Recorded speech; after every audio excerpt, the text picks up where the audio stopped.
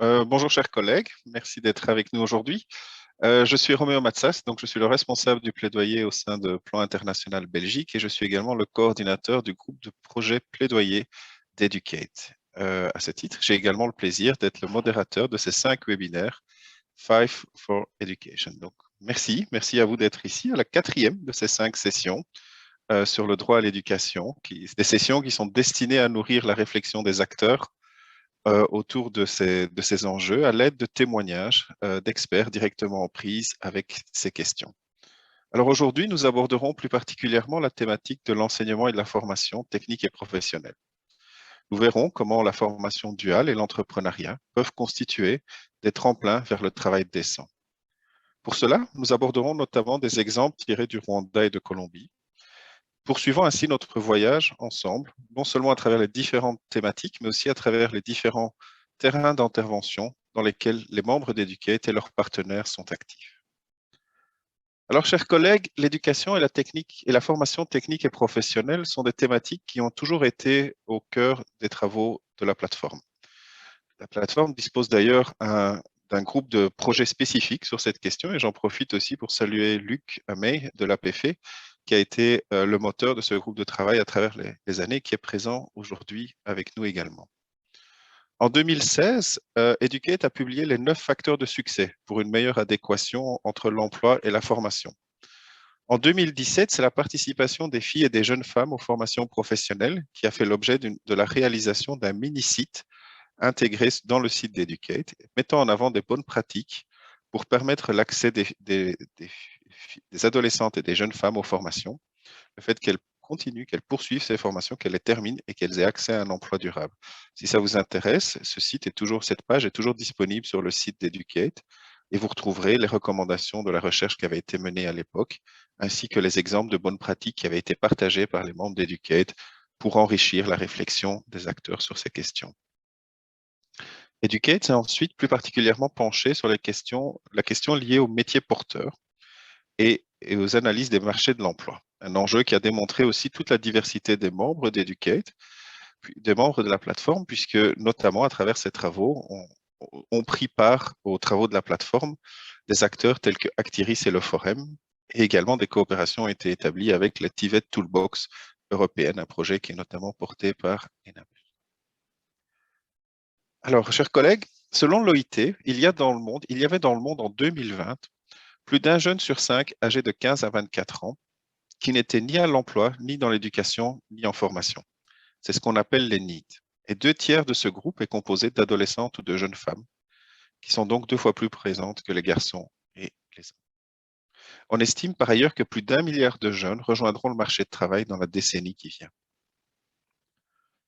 On comprend l'ampleur de ces enjeux et l'importance aussi de la formation et de la technique professionnelle, de la formation professionnelle pour répondre à ces enjeux. Excusez-moi. Alors, nous avons aujourd'hui le plaisir d'avoir 2 intervenants pour introduire le débat. D'une part, Pascal Montoissy, qui est le représentant de l'APF Wallonie-Bruxelles International en Haïti et est docteur en sciences de l'éducation. Pascal travaille depuis plus de 25 ans dans le domaine de la coopération internationale pour APF et UBI. Il est expert en formation professionnelle. Il a mis en œuvre des programmes d'apprentissage sur le lieu d'activité, des formations mobiles via le téléphone portable afin de favoriser le travail inclusif et décent. Pascal participe également au développement des stratégies d'insertion professionnelle en entreprise ou via l'auto-emploi. Il est coach, chercheur, auteur de publications également, et il collabore avec plusieurs groupes à l'élaboration de processus de formation multimodale. Pascal abordera plus particulièrement aujourd'hui la question de la formation en alternance. Notre deuxième intervenant est Daniel Turiel, qui est le directeur d'ACTEC, l'Association pour la coopération technique, éducative et culturelle, qui travaille depuis plus de 30 ans et est une figure du secteur de la coopération en développement. Daniel est expert en management et business administration. Il est également le fondateur du programme Micro MBA depuis 2010, un programme d'accélération entrepreneuriale innovant et disruptif qui a fait ses preuves en Colombie et au Guatemala et au Salvador. Et alors, aussi bonne nouvelle, le programme Micro MBA arrivera sur le continent africain à partir de 2022, notamment au Kenya. Félicitations pour l'extension de votre programme. Daniel parlera plus particulièrement, quant à lui, de la formation à l'entrepreneuriat. Les deux intervenants auront 15 minutes pour présenter leur intervention et puis nous aurons, comme l'indiquait Marais, une partie de questions et réponses. Pascal, je vous cède la parole, vous avez 15 minutes.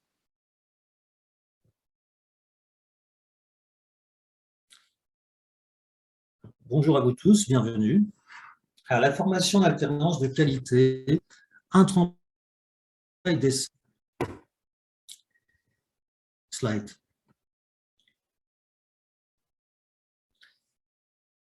Qu'est-ce que la formation d'alternance? Alors, une définition très simple, il s'agit en fait d'un système qui permet d'alterner les sessions d'apprentissage dans des centres de formation professionnelle et d'autres au sein d'entreprises. Alors, vous voyez un schéma qui était préparé au Rwanda. Vous voyez que 50% du temps d'apprentissage a lieu à l'école professionnelle et 50 autres pourcents, bien sûr, en entreprise. Alors, que fait-on à l'école?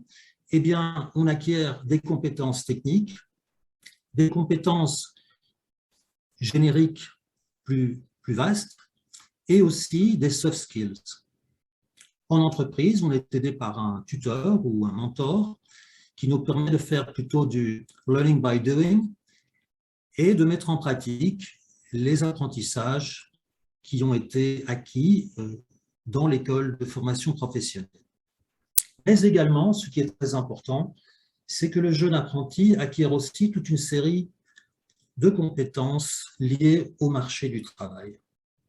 Alors, pour que ça fonctionne, tout cela, il faut une étroite collaboration entre les deux acteurs, tant dans la préparation des plans de formation que dans le suivi des avancées des apprentis, que au niveau de l'évaluation de l'atteinte des compétences par les apprentis.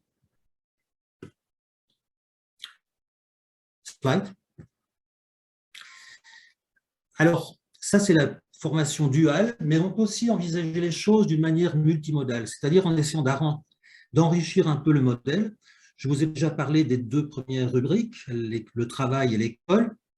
Par contre, on peut particulariser et différencier l'apprentissage grâce au système online, c'est-à-dire qu'on peut répondre aux besoins précis des apprenants grâce à tout le matériel qui existe actuellement en ligne pour tous les métiers et pour toutes les compétences, et ainsi répondre aux intérêts de chacun.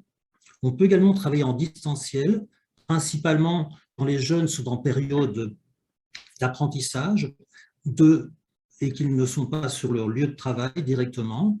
Ainsi, on peut organiser des sessions ensemble et les apprenants peuvent partager des préoccupations avec leurs enseignants de l'école professionnelle. Et parler de ce que l'on fait, comme on le sait bien, ça renforce l'apprentissage. Finalement, un autre moyen très efficace, c'est l'apprentissage entre pairs, c'est-à-dire quand les apprentis se retrouvent, pouvoir partager son expérience est quelque chose de vraiment très important. On sait que enseigner, finalement, c'est apprendre deux fois.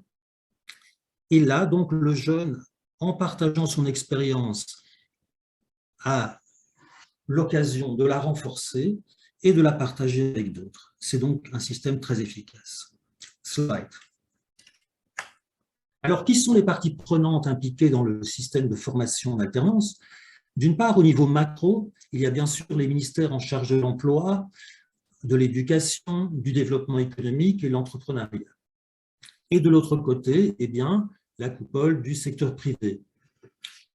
Ensemble, et vous voyez, il y a de très nombreux acteurs, ensemble, il faut avoir une ambition, une vision commune et dessiner une politique de formation en alternance, ainsi qu'un cadre de suivi et évaluation. Il s'agit également d'élaborer une série d'instruments légaux, entre autres de réguler les relations entre le secteur de l'éducation et le secteur de l'entreprise, de réguler la présence des apprentis dans les entreprises et également de permettre aux centres de formation professionnelle, qui sont des centres généraux, de pouvoir s'adapter à faire de la formation par alternance. Et tout ça inclut évidemment tout le système de reconnaissance et de certification. Il s'agit aussi de trouver les moyens de ce système, et nous savons tous qu'en formation professionnelle, le problème du financement est important. Au niveau intermédiaire, nous avons les agences d'exécution des ministères concernés, et du côté des entreprises, les groupements qui les représentent, c'est-à-dire les chambres, les unions professionnelles. Et le troisième partenaire, ce sont les autorités locales au niveau des districts. Alors, ensemble, encore une fois, ces partenaires ont en charge la conceptualisation, l'organisation et la régulation de la formation en alternance. Ce qui est très important, c'est que vu la multitude de participants, la concertation est donc l'élément le plus important. Au niveau micro, on retrouve les centres de formation, les entreprises et les communautés et les familles. Alors, les communautés et les familles ont un rôle très important puisqu'ils ont un rôle de motivation, un rôle aussi sur la réputation de la formation professionnelle et un rôle décisif au niveau du suivi et évaluation, puisque ce sont eux qui vont faire remonter les informations. Les centres de formation vont devoir s'adapter à ce qui passe dans les entreprises et donc se transformer afin de répondre aux besoins, et les entreprises elles-mêmes se transformer puisqu'elles vont devoir assumer des tâches de formation. Donc, il s'agit d'assurer la promotion et la mise en œuvre de toute la formation en alternance. Alors, quels sont les avantages? Pour les bénéficiaires, ils sont clairs, puisque les bénéficiaires vont être exposés au monde du travail et vont donc acquérir une véritable expérience professionnelle qui répond aux besoins des entreprises. Alors, parfois, ils sont rémunérés ou bien ils recevront des bourses et ils auront surtout, je pense, la possibilité de pouvoir voir rapidement si ce métier est pour eux ou pas. Et finalement, contrairement au système d'apprentissage traditionnel, ils ne sont pas dans une voie sans issue, mais ils ont la possibilité ensuite de reprendre d'autres études. En parlant d'études, mais d'études plus scientifiques, celles-ci montrent qu'à court terme, la formation d'alternance est la meilleure formule pour renforcer l'employabilité. Et je parle d'études en Europe, en Amérique du Nord ou dans le Sud. Slide. Alors, les avantages pour les entreprises, ils sont assez clairs, puisqu'ils leur permettent de recruter des profils qui conviennent à leurs besoins assez facilement. Et en plus, ils peuvent former assez rapidement les ressources humaines dont ils ont besoin. En gros, il y a une réduction importante du coût de recrutement. Au niveau des centres, ils ont l'occasion de se transformer, de changer complètement de méthodologie, de devenir plutôt un lieu de réflexion où l'on apporte aussi les apprentissages qui viennent de l'entreprise et l'on peut donc avoir un processus inductif d'apprentissage et de co-apprentissage entre les apprenants. Les jeunes, bien sûr, améliorent leur employabilité et grâce à la contribution des entreprises, forcément, le cursus de formation devient mieux adapté aux besoins du marché. Enfin, les professeurs de ces écoles sont obligés de s'adapter et donc renforcent donc leurs compétences. Alors, avant d'aller plus loin, je voulais signaler que l'APF actuellement travaille en formation duale dans 2 pays, d'une part au Sénégal, où elle met en œuvre le programme Défi Archipelago, qui est un programme financé par l'Union européenne et qui se fait en partenariat avec la Chambre de commerce de Dakar, et un autre programme au Rwanda qui nous servira d'exemple ici, car il est plus avancé au niveau de sa mise en œuvre, je dirais, que le programme que je viens de citer auparavant. Alors, au niveau des leçons apprises, nous savons que le secteur privé est souvent composé de très petites entreprises et souvent informelles. Elles ont donc une série de faiblesses au niveau de la production, de la gestion, des finances. Et si l'on veut les faire participer à ce dispositif, il est important de les accompagner, de les renforcer. Et cet accompagnement permet de ne pas devoir passer par des incitants financiers pour les convaincre de participer à la formation en alternance. Alors, une autre leçon apprise, c'est que la mobilisation du secteur privé et surtout sa compréhension des enjeux de ce système et des bénéfices pour eux est vraiment capitale.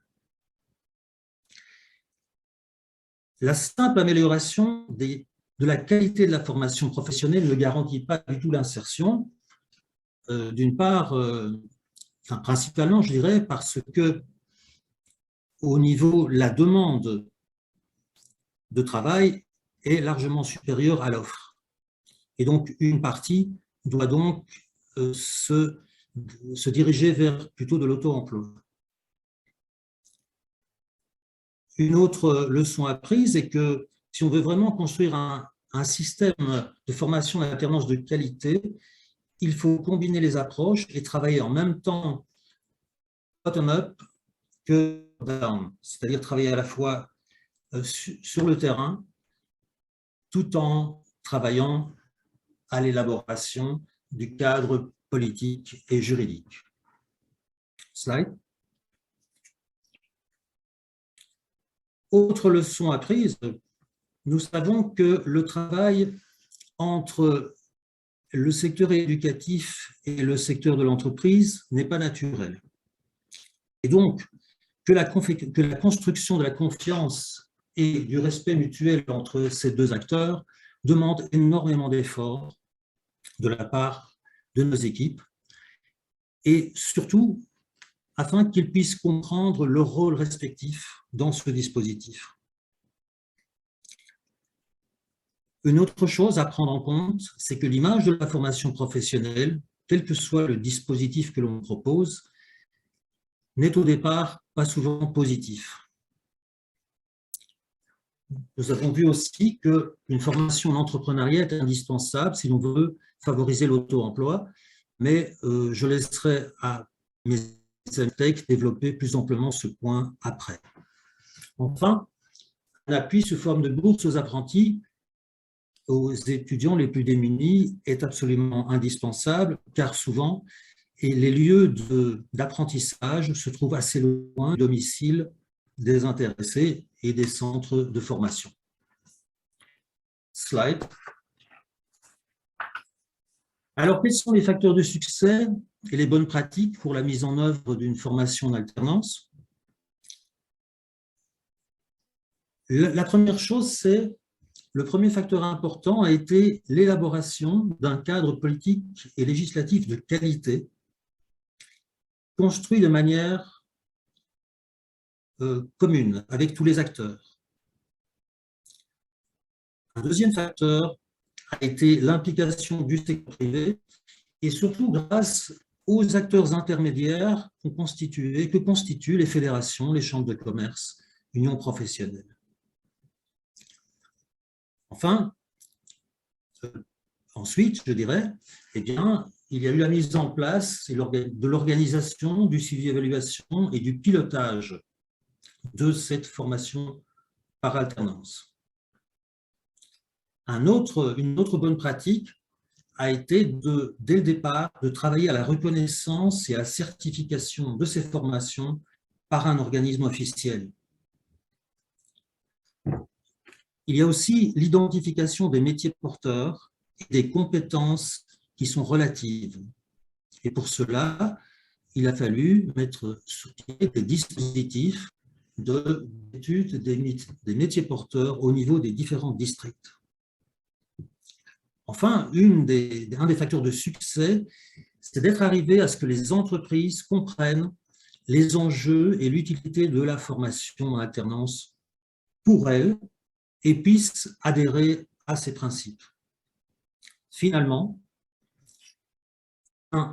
les tuteurs en entreprise ont pu acquérir les capacités techniques, mais aussi au niveau du transfert de connaissances, qui ont permis de bien encadrer les apprentis. Slide. Voilà, la formation d'alternance constitue un réel tremplin vers le travail décent, car elle permet aux jeunes, d'une part, d'être guidés vers un métier qui correspond à leurs aspirations. Elle leur permet d'acquérir des compétences techniques, numériques, des soft skills, des compétences entrepreneuriales qui correspondent aux besoins du marché et donc qui leur facilitent l'accès à l'emploi et éventuellement à l'auto-emploi. Elle permet aussi à ces jeunes d'acquérir des connaissances qui sont liées au droit du travail. D'une part, dans leur école professionnelle, où il y a des formations sur cela, mais également sur le lieu de travail où ils les découvrent via les contrats, les assurances, etc. Cela permet aussi aux jeunes d'être confrontés à des conditions de travail adéquates, car leur apprentissage se déroule dans des entreprises qui ont été sensibilisées et préparées à respecter finalement les conditions du travail décent, c'est-à-dire les conditions de sécurité et de protection sociale, et ainsi d'éviter les problèmes de violence, d'harcèlement, d'hygiène, etc. Finalement,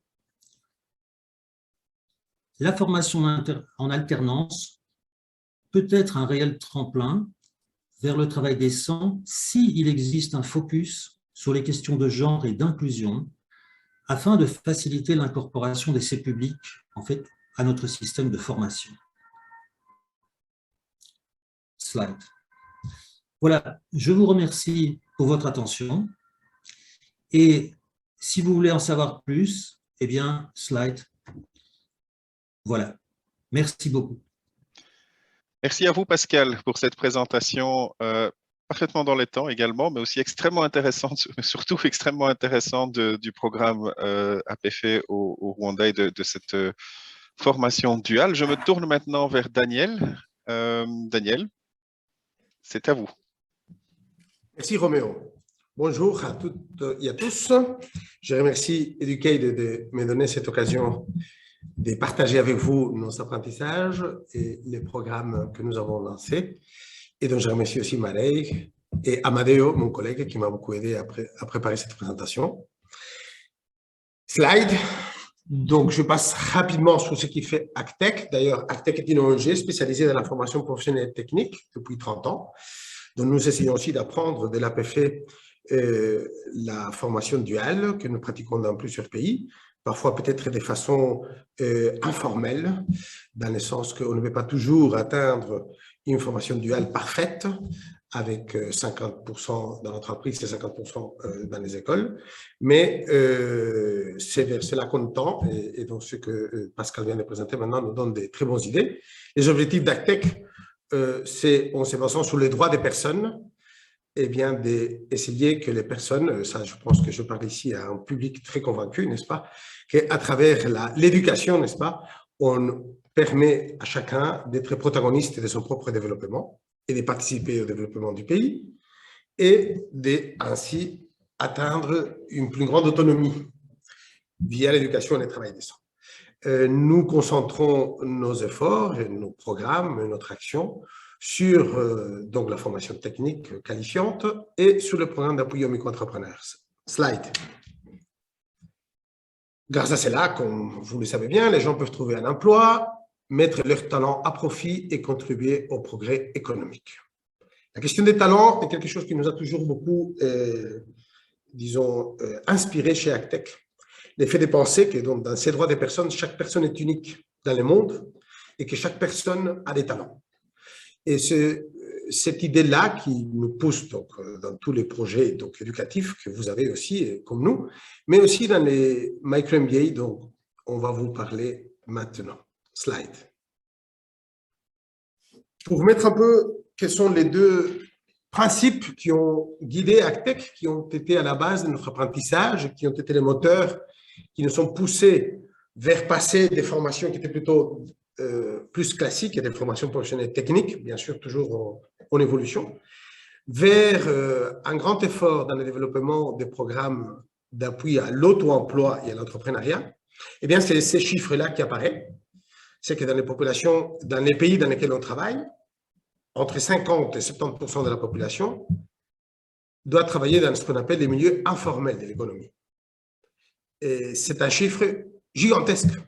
En fait, c'est un défi pour nous tous, comme Pascal vient de le dire aussi, et vous le savez comme moi, parce que les systèmes éducatifs ont été normalement créés, ont été conçus, pensés, pour former des personnes qui vont trouver un emploi. Bien sûr, on sait qu'après, il y a des entrepreneurs, mais les systèmes éducatifs est créé, les systèmes de formation initiale, donc à l'école et même aussi pour les formations qualifiantes en dehors de l'école, pour que les personnes acquièrent un savoir-faire et puissent après les mettre en valeur, ces compétences, au sein d'une entreprise qui va les payer. Donc, il y a une logique transactionnelle dans laquelle la personne apporte son travail avec une productivité, une compétence, et l'entreprise, en retour, lui paye pour ce travail.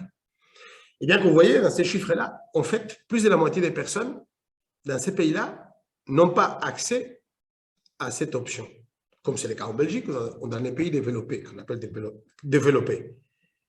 Donc, c'est vraiment un gros défi pour les systèmes éducatifs et pour notre travail, qui est de dire ce qu'on fait des autres. Nous n'allons pas créer au Congo, au Guatemala, à Haïti, on ne va pas doubler, tripler les entreprises qui offrent beaucoup de travail.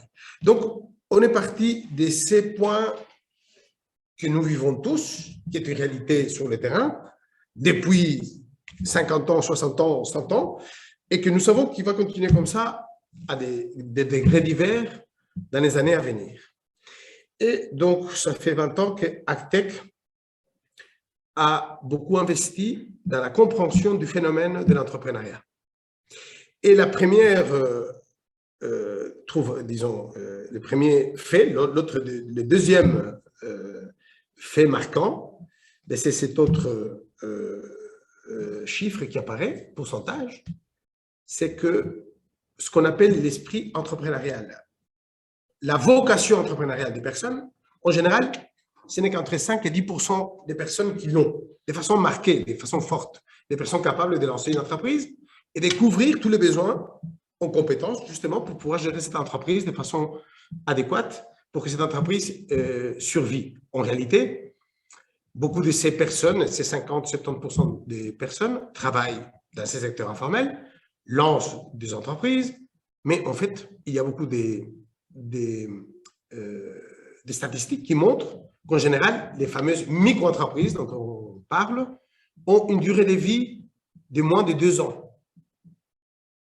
Pourquoi? Parce que beaucoup de gens lancent leur entreprise, ils n'ont pas d'autres possibilités pour gagner de l'argent, mais en réalité, souvent, n'ont pas les compétences. Parfois, peut-être, il manque aussi cet esprit entrepreneurial. Et donc, les entreprises ne perdurent pas. C'est un essai, en effet. Et parfois, bon, ils en font une, et après une autre, une deuxième, une troisième. Mais en fait, seulement, et cela est assez étudié, évidemment, dans les pays plus développés où on a plus de statistiques, que seulement entre 5 et 10% des personnes sont capables de créer, gérer sur le long terme leur propre entreprise. Évidemment, dans nos pays, ce qui arrive, c'est que les personnes ont l'alternative de travailler comme professeur, comme infirmière, comme chauffeur de bus, comme tous les métiers que vous pouvez imaginer et que vous connaissez. Alors que dans ces pays-là, ces métiers-là n'existaient pas ou existent en une quantité vraiment très petite. Slide. La réponse que nous avons trouvée, c'est de dire d'abord de reconnaître la réalité telle qu'elle est. Parce que bon, nous-mêmes, pendant des années, et beaucoup de nos collègues dans le secteur, ont lancé des programmes de formation en entrepreneuriat.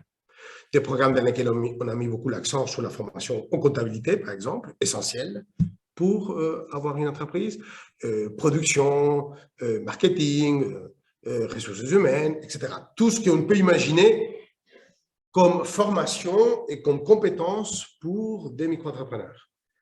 Mais en réalité, on voit que souvent, et en tout cas c'était aussi notre expérience, les résultats étaient plutôt, je veux dire, presque décevants.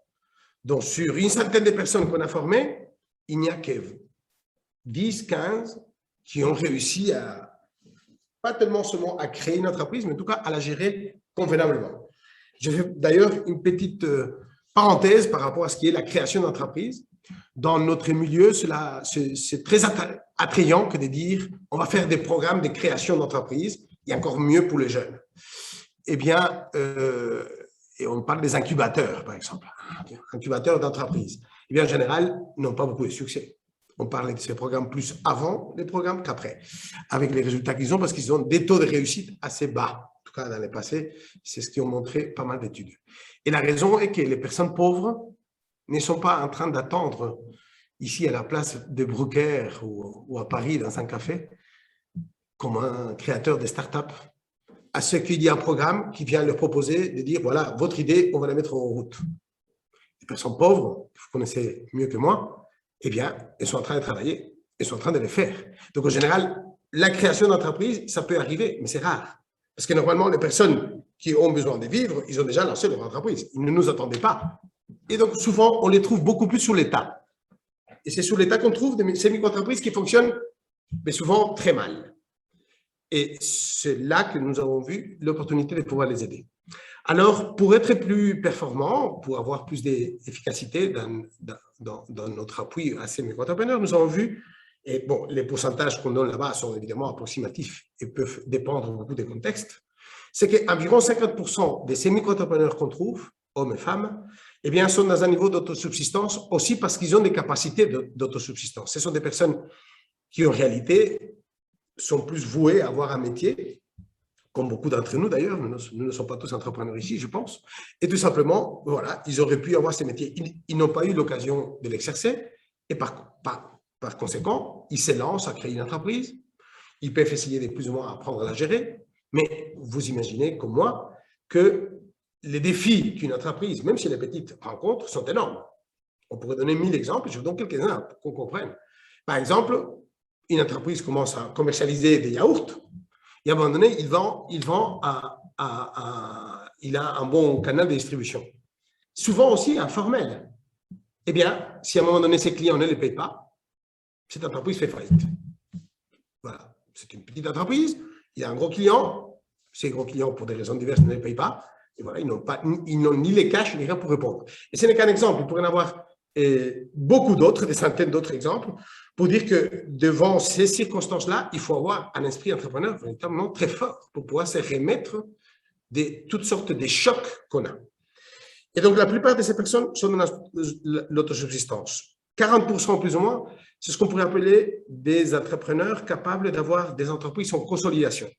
Typiquement, un commerçant dans tous les villages, dans des communautés éloignées, où il y a une personne qui est capable de commencer une petite épicerie dans laquelle on vend un peu tout pour les gens du village et qui est capable de gérer ça de telle façon que ça lui permet de vivre et de gagner suffisamment d'argent. Et de façon, disons, un peu conséquente, parce que parfois il y a des personnes qui font ça, mais en réalité, ils ne gagnent pas beaucoup d'argent. Elles s'achètent, elles vendent, mais en réalité, ils n'ont pratiquement pas des revenus pour elles, ils sont aussi très pauvres. Mais certains y arrivent. Et donc, que ce soit le cas d'une épicerie, des petits magasins, dans les commerces, on les trouve beaucoup, dans certains services, ou aussi des cordonniers, des petits métiers qui arrivent, grâce à leurs compétences techniques, à développer leur activité et à gagner tant bien que mal leur vie.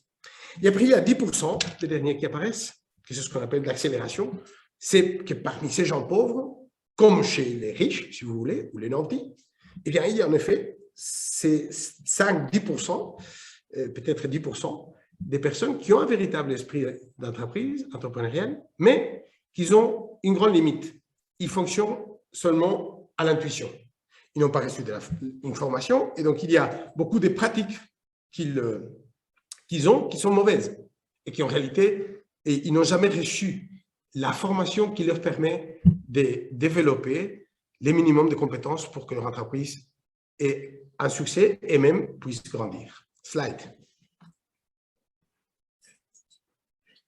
C'est de là qu'est venue notre idée de lancer les micro-MBA, qui est en fait une formation pour micro-entrepreneurs qui se base sur les Master in Business Administration. Nous l'appelons, avec un bon sens de la communication que Roméo nous apprend, donc les Harvard pour les pauvres.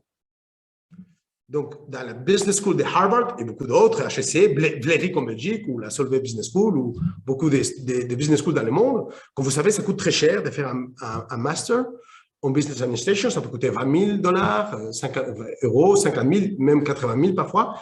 Donc, on paye très cher pour acquérir des compétences pointues.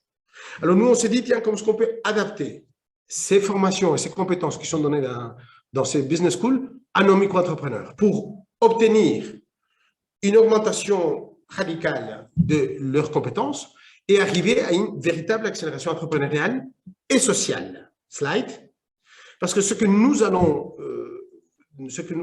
souhaitons obtenir, non, des slides d'avant encore.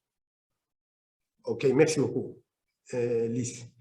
Donc, en fait, en réalité, en faisant ces formations qui durent 1 an, on va essayer de leur apprendre donc, les bases de la bonne gestion, comptabilité, marketing, production, système de décision, ressources humaines, même si ce sont 3 personnes. Mais ces 3 personnes doivent apprendre à travailler ensemble et à travailler bien. Et donc, notre objectif, c'est aussi bien de transformer les micro-entrepreneurs, qui devient quelqu'un capable et qui a les compétences pour assumer sa vocation. Et aussi, on veut transformer l'entreprise. Donc, c'est un programme en fait qui est dual. C'est une autre modalité de formation duale. C'est dans laquelle l'entrepreneur apprend à gérer son entreprise, pas simplement parce qu'il reçoit un training, mais surtout parce qu'il doit appliquer ses compétences dans sa propre entreprise. Donc là, il ne faut pas trouver d'autres entreprises à l'extérieur. Nous l'avons déjà là. Et l'objectif du programme est aussi de transformer l'entreprise. Et donc, il y a en fait un coaching entrepreneurial qui s'exerce avec ces entrepreneurs, qui est 2 fois par mois, dans lequel ils sont en train d'appliquer de façon plus ou moins accélérée les apprentissages qu'ils reçoivent. Et alors, nous avons pensé à 3 indicateurs. L'indicateur de croissance des ventes qui mesure l'accélération de l'entreprise. Nous avons en moyenne maintenant une augmentation des ventes en moyenne parmi les 1000 micro-entrepreneurs qui suivent ce programme de 45% par an d'augmentation des ventes. Après la création de nouveaux emplois, c'est le côté social évidemment, ces micro-entrepreneurs, ils ont un vivier d'emplois possibles. S'ils gèrent mieux leurs entreprises, ils créent des emplois. Et ensuite, et très important, des emplois décents qui donnent accès à la sécurité sociale. D'abord, la sécurité sociale pour les micro-entrepreneurs eux-mêmes, parce qu'en général, 95% des micro-entrepreneurs ne sont pas affiliés à la sécurité sociale eux-mêmes. Donc, imaginez-vous, évidemment, ils n'y pensent même pas à affilier leurs employés. Dans nos programmes, nous avons un module de responsabilité entrepreneuriale sociétale, dans lequel on leur apprend, comme dans les grandes entreprises et les grandes multinationales qui ont le programme de responsabilité sociale, eh bien, nos micro-entrepreneurs apprennent aussi à être responsables, et surtout avec leurs employés, avec eux-mêmes et leurs employés. Et donc, on a un taux de création d'emplois, d'augmentation d'emplois de 33% en 1 an dans la plupart des entreprises, et aussi affiliation à la sécurité sociale de 30%. Ce qui est en réalité assez fort. Nous sommes, j'avoue, très heureux de ces résultats parce que ce n'est vraiment pas facile du tout que dans les milieux informels, il y ait des travailleurs qui soient affiliés à la sécurité sociale. Slide. Un mot rapide, peut-être dans les questions, cela apparaîtra un peu plus, parce que mon temps est en train de s'écouler. Eh bien, c'est le fait que les jeunes, évidemment, sont aussi inclus, et nous sommes ici beaucoup dans la formation des jeunes, mais en général, un jeune lui manque quelque chose de très important pour réussir la création d'une entreprise. Et donc, je suis désolé de paraître un tout petit peu fataliste, mais c'est plutôt réaliste que nous voulons l'être et nous l'avons beaucoup constaté. C'est que les jeunes n'ont pas encore eu ce qu'on appelle l'école de la vie, ce qui est assez nécessaire pour un entrepreneur. C'est quelqu'un qui a déjà eu des expériences de 3, 4, 5, 6 ans ailleurs et qui a compris toute une série de paramètres qui lui permettent d'assumer beaucoup de responsabilités et beaucoup de problèmes qui commencent. Alors, pour les jeunes, qu'est-ce qu'on propose? On propose d'un côté ce qu'on appelle, bon là c'est resté en espagnol, la chaire d'entrepreneuriat, c'est que dans la formation initiale, dans l'institut secondaire, les jeunes reçoivent des formations qui peuvent aller de 10 heures à 60 heures pendant les cursus dans lesquels on fait la formation initiale à l'entrepreneuriat. Pour qu'un jeune de 18 ans, 19 ans, 20 ans, 21 ans qui finit l'école, au moins, il ait entendu parler de ce que c'est l'entrepreneuriat et que même s'il veut se lancer, qu'il se lance. Et en effet, on a un programme, Seguir para Emprender, donc continuer pour entreprendre. Eh bien, ça, on l'a fait au Guatemala et ça a un certain succès. On choisit en effet des jeunes qui manifestent un esprit très entreprenant et très entrepreneur et qui peuvent lancer leur propre entreprise. Et on les aide par exemple avec les leasing d'équipements. On a donc quelques équipements en leasing qu'ils vont rendre après. Et comme ça, au moins, ils ont déjà un petit capital. Parce que c'est les problèmes que les jeunes trouvent en général. Parmi d'autres, c'est l'effet de ne pas avoir du capital. Ici, je ne vais pas parler de la microfinance, qui est un grand sujet, mais qui est hors sujet pour aujourd'hui. Slide. Alors, bon, ici, simplement quelques chiffres. Nous cofinançons notre programme avec la DGD et l'Union européenne. Donc, on l'a fait en Colombie, comme on a dit, au Guatemala, au Salvador. Nous avons aussi des formations pour jeunes au Cameroun, au Congo. Et on va commencer donc au Kenya, les micro-MBA, nous espérons l'année prochaine. Donc, bon, ça vous donne un peu une idée. Donc, ça, on a pris les données même du programme qu'on cofinance avec la DGD et pour les 5 dernières années. De ce qu'on a réussi, donc, plus de 4000 personnes. Je signale que parmi ces 4000 personnes, 4385 qui ont suivi les micro-MBA ces 5 dernières années, la moitié, ce sont des femmes. Donc, c'est aussi une politique, évidemment, très volontariste de la part de notre ONG d'Actec et de nos partenaires, que de ne pas laisser les femmes de côté dans des pays souvent machistes, dans lesquels les femmes n'ont pas de place. Et donc, dans les systèmes d'identification des participants, nous pensons que les femmes font partie de ces 10% des personnes dans le monde capables d'accélérer les entreprises si on les laisse le faire. Et par conséquent, donc, on essaye d'arriver plus ou moins à cette parité. Bien sûr que ce n'est pas toujours exact parce que ce n'est pas nécessaire à notre avis. Slide. Bon, là, il y a beaucoup de chiffres, je suis désolé, mais simplement, si vous voyez en bas, ça, ce sont les chiffres exacts qu'on a eu interactoires en Colombie, puisqu'on avait promis qu'on allait parler un peu de la Colombie. C'est là que nous avons notre meilleure business school pour micro-entrepreneurs, parce que vous voyez, il n'y a pas que les programmes MBA, mais il y a d'autres programmes aussi qui se font, parce que nous essayons de vivre aussi les Leave No One Behind. Et donc, on ne fait pas que les programmes pour les 10% de ceux qui sont capables, mais pour tous les autres, pour les 90%, il y a d'autres programmes qu'on appelle pépinières, dans lesquels on leur apprend aussi quand même à gérer leurs entreprises, même si ça ne sera pas dans des processus d'accélération très forts, mais au moins, ça permet de vivre les personnes qui ont lancé leur entreprise. Et même s'ils ne sont pas capables de la gérer sur le long terme de façon très consolidée, au moins ça permet de vivre une famille. Et donc là, en effet, bon, il y a aussi le pourcentage des femmes qui est très élevé en général dans ce programme. Slide. Voilà, bon, deux images tout simplement pour finir de façon personnelle, puisqu'on a dit que c'était les personnes qui comptent. À gauche, vous savez, Anderson, qui cette année à Medellín, il a gagné le prix des micro-entrepreneurs de l'année en Colombie, un homme qui a commencé l'aîné d'une famille de 4 enfants qui était dans une zone tenue par la guérilla dans le Caguán en Colombie. Il a dû émigrer à Medellín à 16 ans sans avoir fini les études pour travailler avec son oncle qui vendait des petits produits dans la rue. Et après quelques années, il a lancé son propre petit restaurant. En 2016, il a commencé à suivre le programme, 2017, pardon, Micro MBA. Et aujourd'hui, il a une entreprise avec 19 restaurants et 68 emplois, tous formalisés. Et donc, il représente pour nous, en effet, un très bel exemple de cette mine de richesse, créativité, énergie, emploi et emploi décent qui existe dans les micro-entrepreneurs. Et à droite, bon, vous avez un autre collègue qui s'appelle Julio César, qui a fait ça au milieu rural, et aussi environ à 40 km de Medellín, à Rio Negro, et dans lesquels, bon, c'est quelqu'un qui restait sans travail, il n'avait plus d'emploi, il a dû commencer de zéro son entreprise. Après quelques années, il a pu suivre les micro-MBA, et maintenant, au milieu rural, ce qui est plus difficile qu'au milieu urbain, comme c'était le cas d'Anderson, il a créé une entreprise où il a 15 emplois maintenant aussi formalisés. Et lui, bon, il a décidé, parce qu'il a aussi une vision sociale très forte, de réserver ses emplois à des mères célibataires. Et comme j'ai déjà trop parlé, je vais rester ici et je vais attendre les éventuelles questions. Merci beaucoup à tous et à toutes pour votre patience. Merci Daniel, merci pour cette passionnante présentation. Je me tourne vers Marais et je ne vois pas de questions directement dans le chatbox. Je ne sais pas si toi tu en as reçu directement. Non, effectivement, j'en ai pas reçu, Roméo. Merci à Daniel et Pascal pour les interventions très passionnantes et intéressantes. Mais ça n'a pas suscité des questions. En tout cas, pas encore. Je vais alors abuser du privilège qui est le mien en tant que modérateur de session pour poser des questions aux intervenants, parce qu'il y avait énormément, enfin ça a suscité en tout cas chez moi beaucoup de questions. Je signe, expliquer le sigle MBA, donc c'était le Master of Business Administration, hein, c'était cela. Oui, Moi, j'avais une question parce qu'on associe, donc n'hésitez pas, hein, chers collègues, si vous voulez poser des questions ou si vous voulez partager des éléments aussi, on est aussi ici pour partager nos expériences entre nous.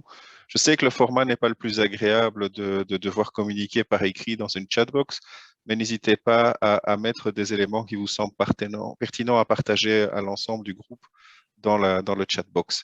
Daniel et Pascal, j'avais une question pour vous également, parce qu'on associe souvent Educate à l'objectif, à l'ODD 4, l'ODD lié à l'éducation. On voit qu'avec votre travail et vos interventions comme celles que vous menez, on va aussi vers le travail décent et l'objectif 8. Moi, je voulais voir si à travers vos interventions, vous avez aussi l'impression de contribuer à d'autres objectifs. Tu as parlé également, Daniel, de l'égalité de genre, un peu avec les interventions que vous meniez, mais il y a aussi, on a parlé des contextes comme la Colombie ou Haïti. Je me demandais aussi en termes de cohésion sociale, de consolidation de la paix, est-ce que c'est des éléments que vous retrouvez également à travers vos interventions, que vous pouvez mettre en avant? La semaine prochaine, on parlera plus particulièrement du lien avec le climat et l'environnement, mais est-ce qu'il y a d'autres éléments que vous pouvez refaire ressortir à travers vos interventions? Voilà, ça serait une première question. Je ne sais pas qui d'entre vous souhaite démarrer pour répondre. Pascal, comme tu veux, je peux commencer ou toi? Bon, en tout cas, parce que j'ai le micro. Et donc, bien sûr, et les interventions, évidemment, ils vont ici vers en même temps l'éducation et l'inclusion économique, tout en donnant aussi libérer la créativité et l'énergie qui ont les personnes. Donc là, évidemment, ça touche beaucoup d'autres droits fondamentaux qui en effet apparaissent dans les ODD. Donc, comme tout ce qui est empowerment des femmes, pour nous, ça c'est important. On a vu que l'entrepreneuriat est une voie rapide, très rapide pour l'empowerment des femmes. Pourquoi?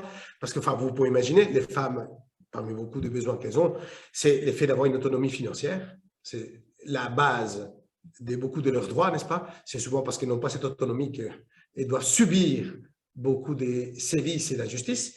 Et donc, et en même temps, pas simplement l'effet qu'ils ont cette autonomisation financière, qu'ils peuvent l'avoir aussi avec un emploi, mais en plus dans une position de leadership.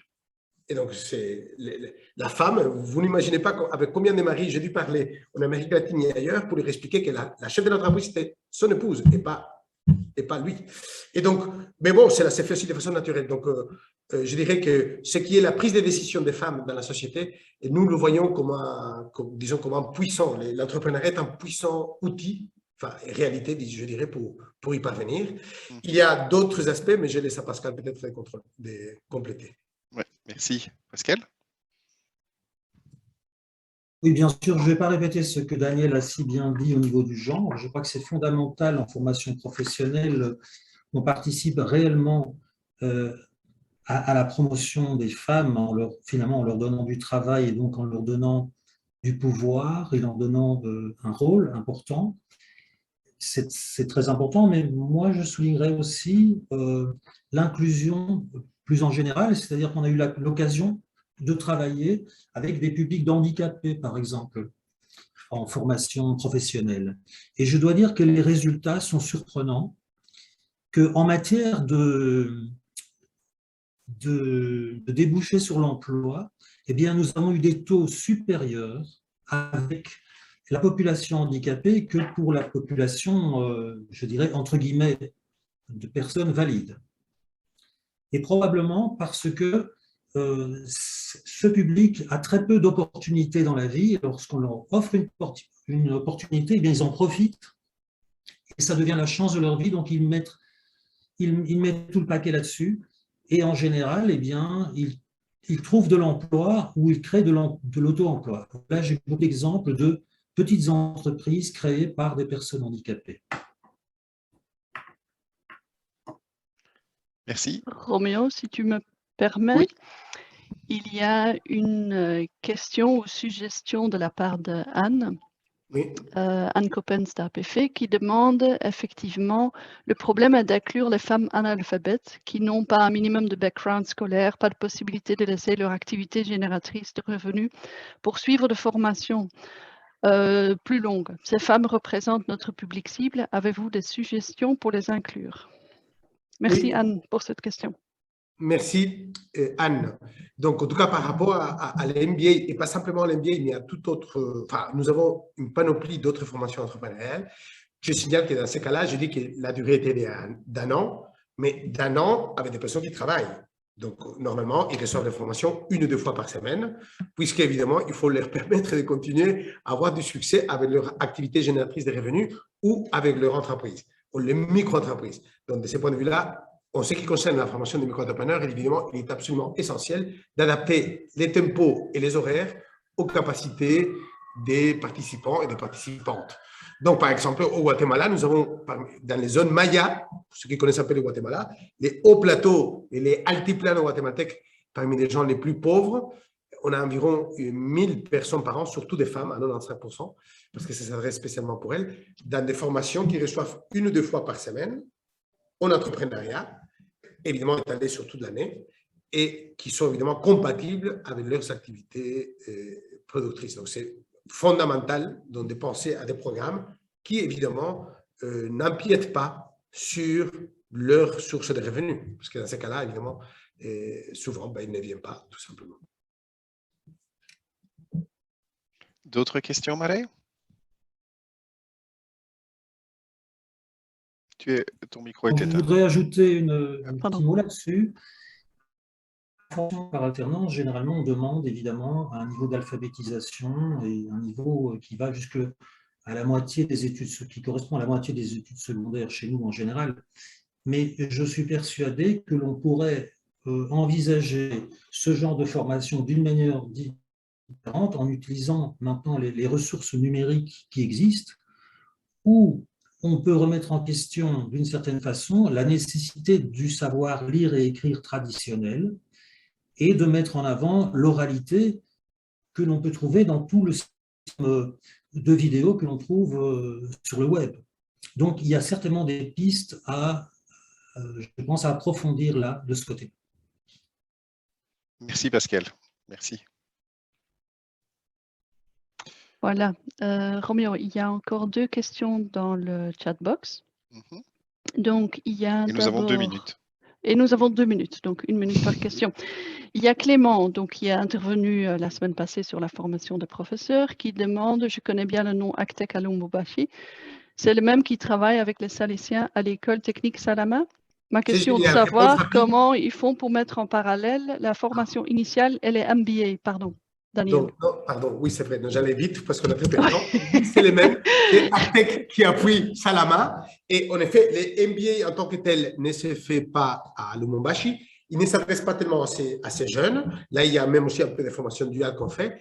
Mais ce qu'on fait, ce sont des cours d'initiation à l'entrepreneuriat. Ça peut être dans la formation initiale, n'est-ce pas? Aux jeunes, on leur apprend beaucoup de choses initiales. On sait bien que les jeunes doivent avancer. Eh bien, le but de ces formations entrepreneuriales, c'est de donner la connaissance de ce que c'est entreprendre. Et pas nécessairement, évidemment, ils n'ont pas leur entreprise, même si beaucoup parmi eux, évidemment, ils se débrouillent aussi à côté pour avoir une activité génératrice de revenus. Mais donc, on a un programme qui est inséré dans la formation technique qu'ils reçoivent. Merci. Merci Daniel. Et la dernière question? La dernière question vient de Théogène. Donc, il demande, ma question est de savoir comment fixer les conditions pour que une entreprise participe dans cette formation, puisque les grandes entreprises ne sont pas intéressées, les petites entreprises sont intéressées, mais quelquefois ne donnent pas l'environnement favorable à l'apprentissage suite à un manque de personnel qualifié et manque d'équipement surtout. Donc, Pascal, Daniel. C'est plutôt pour Pascal. J'ai des réponses à ça, mais j'ai déjà Pascal répond.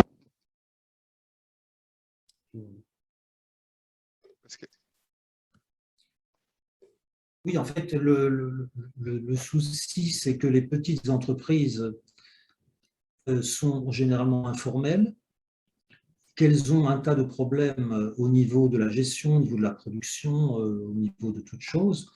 Et je pense que la solution, c'est simplement de les aider, de participer au renforcement de celles-ci afin qu'elles puissent participer à ce genre de programme. Donc, un renforcement qui se passe au niveau de la gestion, au niveau du marketing, de l'alphabétisation financière, par exemple. Toutes ces aides-là peuvent permettre, je pense, à ces entreprises d'entrer dans ce genre de programme. Tout à fait, je confirme ce que dit Pascal. L'idée, c'est que les micro-entreprises puissent devenir des petites et moyennes entreprises suffisamment formalisées. Et donc, nous, on connaît des cas, en effet, ce qui était une micro-entreprise que 3, 4 et 5 ans plus tard, avec déjà un nombre d'employés comme Anderson, que vous avez vu plus grand, qui reçoivent en effet des stagiaires dans ces restaurants pour participer à des schémas de formation duale. Ok, je vous remercie. Je vois que ça continue dans le chat. Je vois qu'on a notamment un collègue d'Oxfam Ibis qui vient avec des suggestions, mais on va devoir terminer puisqu'il est 13h30. On peut peut-être continuer par échange de courrier électronique si jamais il y a des clarifications, des échanges qui sont nécessaires. Il me reste pour ma part à vous remercier, Pascal et Daniel, pour la très riche présentation que vous nous avez fourni aujourd'hui et pour les échanges que vous avez suscités au sein de la plateforme. Merci à vous et à vos organisations pour cela. Et quant à moi, chers collègues, il me souhaite à vous souhaiter une très bonne après-midi, à vous dire à la semaine prochaine et à céder la parole à Marie pour clôturer la session d'aujourd'hui. Oui, merci Roméo. Merci Roméo pour la modération de cette session qui était ce qu'on peut appeler passionnante et très intéressante et ça a bien suscité des questions. Effectivement, si vous voulez continuer la discussion, il n'y a pas de souci, vous pouvez toujours prendre contact via le site d'Educate et je vous mets en contact avec Daniel et Pascal. Pour vous rappeler, les personnes qui sont arrivées plus tard ou soit qui ont envie de revoir la session dès ce soir, il y a les enregistrements qui seront disponibles sur le site internet ainsi que les présentations PowerPoint présentées aujourd'hui par Daniel et par Pascal. On se verra la semaine prochaine pour la 5e et dernière session dans le cadre de la série webinaire thématique 5 for Education. Cette dernière session sur éducation et le climat durera un peu plus longtemps, est prévue de 12h30 à 14h. Et nous comptons donc sur la participation de la ministre belge de la coopération au développement, Myriam Kittir, qui sera là pour clôturer la session. Donc, elle sera là de 13h30 à 14h et de 12h30 à 13h30, nous avons la session avec les différents intervenants. Enabel, Louvain Coopération et Climos seront là avec nous. Je vous souhaite une très bonne journée. Merci beaucoup. N'hésitez pas à partager vos impressions en utilisant le hashtag 5for Education et on se revoit la semaine prochaine. Merci à tout le monde. Merci, Madeleine.